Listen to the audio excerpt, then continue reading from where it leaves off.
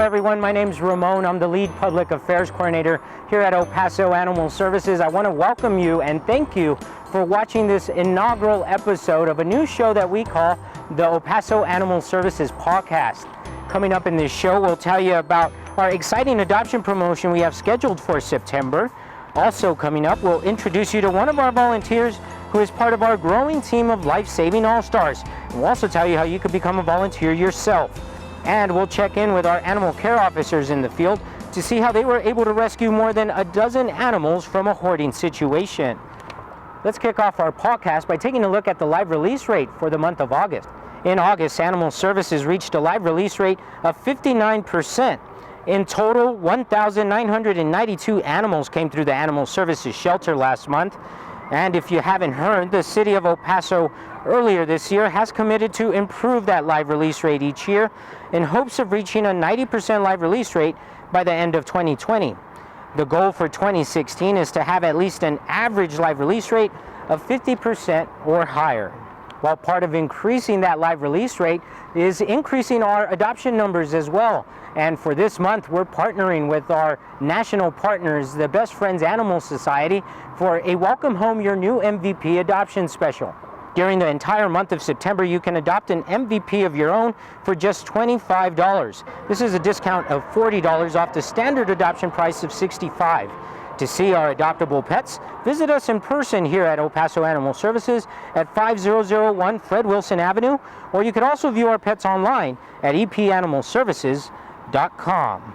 And with adoptions, we have to mention our volunteers. They play such a big role in helping get a lot of these pets adopted. And right now, we're looking for more volunteers like you who have time to help out during the weekday.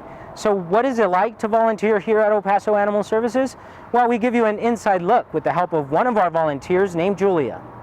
It feels real good when you show a dog and you can tell it's a good match, and then you go in and they start filling out paperwork. It's great. Besides assisting customers who are looking to adopt, volunteers like Julia do it all, from walking animals to grooming animals. Volunteers help care for the many faces who need love and attention.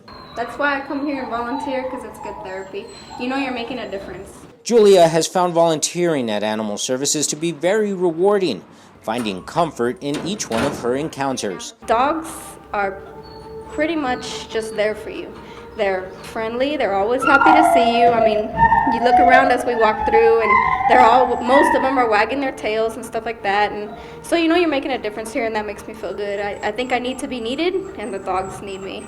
Animal Services is looking for many more volunteers like Julia, especially volunteers who have time to spare on weekdays. The volunteers are what really make a difference. Julia even has a message for those who are on the fence about volunteering, and even has a message for those folks who have been critical about the shelter's image. There's no reason to be on the fence, especially if you're one of the ones out there bad-mouthing us.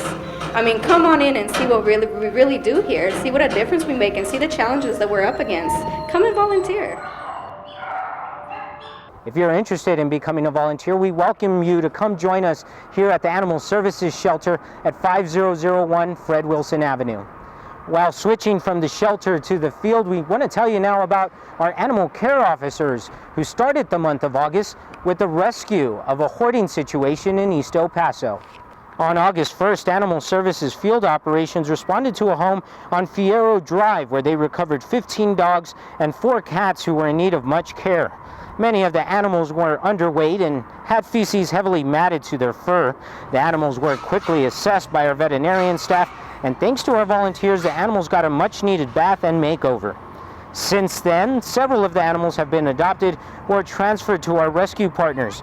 As for the owner of these animals, she has been cited for several violations and now faces possible cruelty charges.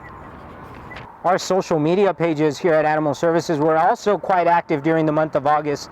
Posts on our Facebook page reached more than 435,000 people. One of our most popular social media stories includes a heartfelt post about a gentleman who had to make a hard decision to surrender his 3 dogs before leaving on a church mission. That gentleman was distraught by his situation, but he even visited his dogs after turning them in here at Animal Services. The good news is that the post generated a lot of attention from the public, and eventually that attention led to the 3 pups being adopted or transferred to a rescue group. That does it for us on this inaugural episode of the El Paso Animal Services Pawcast. We'd like to remind you that you can learn more about us by visiting us online at epanimalservices.com or by visiting our Facebook page.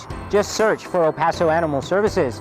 Thank you again for being a friend and a partner of El Paso Animal Services.